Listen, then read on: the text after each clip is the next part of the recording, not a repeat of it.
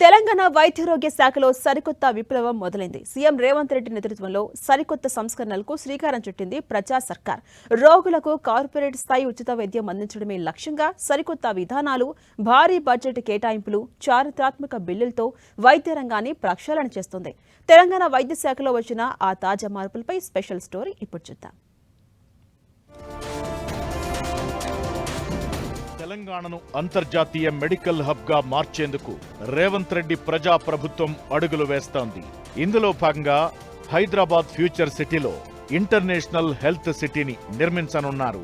అలాగే నిరుపేదలకు కార్పొరేట్ స్థాయి సూపర్ స్పెషాలిటీ సేవలు అందించేందుకు అత్యంత ప్రతిష్టాత్మకంగా నిర్మించిన సనత్ నగర్ టిమ్స్ ఆసుపత్రిలో ఓపీ సేవలు ప్రయోగాత్మకంగా ప్రారంభమయ్యాయి. జూన్ 2న ఈ 1000 పడకల సూపర్ స్పెషాలిటీ ఆసుపత్రిని అధికారికంగా ప్రారంభించనున్నారు. మరోవైపు గోషామహల్లో 3000 కోట్లతో కొత్త ఉస్మానియా ఆసుపత్రి భవన నిర్మాణానికి ప్రణాళికలు సిద్ధమయ్యాయి.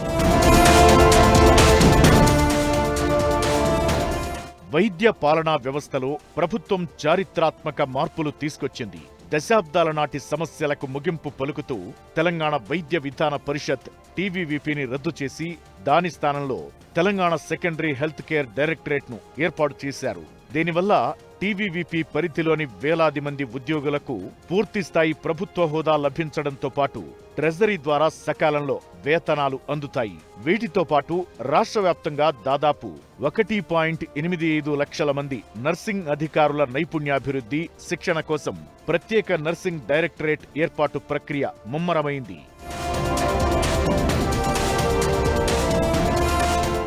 ప్రజాప్రభుత్వ ప్రాధాన్యతలకు అనుగుణంగా 2026-27 బడ్జెట్లో వైద్య రంగానికి ఏకంగా 13,679 కోట్లు కేటాయించారు. గత బడ్జెట్ కంటే ఇది 1,286 కోట్లు ఎక్కువ. ఈ నిధులతో రాష్ట్రంలోని ప్రతి పౌరుడికి డిజిటల్ హెల్త్ ప్రొఫైల్ సృష్టించనున్నారు. అంతేకాదు ఆయుష్మాన్ భారత్ డిజిటల్ మిషన్ కింద హెల్త్ ఫెసిలిటీ రిజిస్ట్రీ మ్యాపింగ్ వేగవంతం చేశారు. గ్రామీణ ప్రాంతాల్లో వైద్య సేవలను మెరుగుపరిచేందుకు జిల్లా కేంద్రాల్లో డే కేర్ క్యాన్సర్ సెంటర్లు, ట్రాన్స్జెండర్ల కోసం మైత్రి క్లినిక్లను ఏర్పాటు చేసింది సర్కార్. తెలంగాణలో నిరుద్యోగులకు వైద్య శాఖ పెద్దపీట వేసింది. గత 2 ఏళ్లలో రికార్డు స్థాయిలో 9,572 ఉద్యోగాలను భర్తీ చేయగా ఇటీవల 1,257 మంది ల్యాబ్ టెక్నీషియన్లకు, 1,919 మంది నర్సింగ్ ఆఫీసర్లకు నియామక పత్రాలు అందజేశారు. మరో 7,267 పోస్టుల భర్తీ తుది దశకు చేరగా సీఎం రేవంత్ రెడ్డి ఆదేశాల మేరకు త్వరలోనే మరో 10,000 కొత్త ఉద్యోగాల భర్తీకి నోటిఫికేషన్లు రానున్నాయి.